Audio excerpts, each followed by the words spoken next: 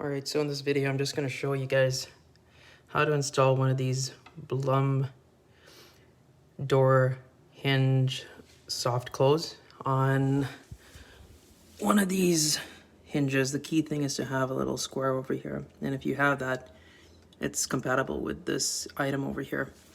Alright, so what caused me the most stress and grief was the fact that there is this little bit of a spring loaded mechanism, and I was battling it for a while.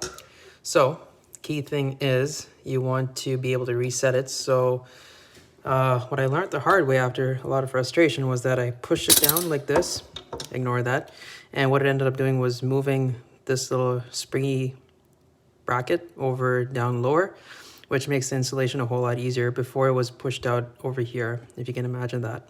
So with that reset, I can actually show you how it's installed. So you line it up. It was a little easier a few seconds ago. Slide it in, there we go, and it's all done.